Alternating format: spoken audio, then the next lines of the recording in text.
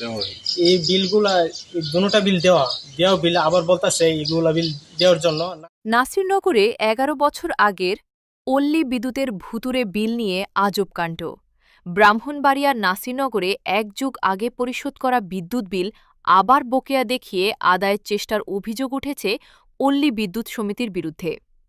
এতে এলাকায় বিস্ময় ও ক্ষোভ ছড়িয়েছে।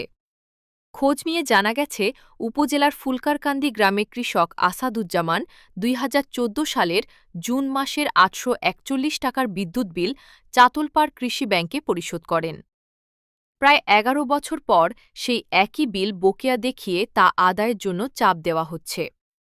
শুক্রবার সকালে পল্লী বিদ্যুতের চাতলপাড় ব্লকের ২ কর্মচারী কৃষকের বাড়িতে গিয়ে টাকা দাবি করেন। অভিযোগ, তারা কোনো আনুষ্ঠানিক বিল দেখাতে পারেননি। একটি রেজিস্টারে লেখা দেখিয়ে ৮৪১ টাকা পরিশোধ করতে বলেন। একই সঙ্গে ২০২৫ সালের ডিসেম্বরের ৬৯৬ টাকার পরিশোধিত বিলও বকেয়া হিসেবে দাবি করা হয়। দুটি বিল মিলিয়ে ১৫৩৭ টাকা হলেও দাবি করা হয় প্রায় ৫,০০০ টাকা। পরিবারের দাবি, সব বিলই ব্যাংকে পরিশোধ করা হয়েছে এবং সেই কাগজপত্র তাদের কাছে রয়েছে। যান গিয়ে কথা বলেন বা অফিসে যান গিয়ে এটা সমাধান করেন। তো উনি করে নাই, আমি দ্বিতীয়বার আজকে আবার আসছি যে ওটা একটা সমাধানে আসুক।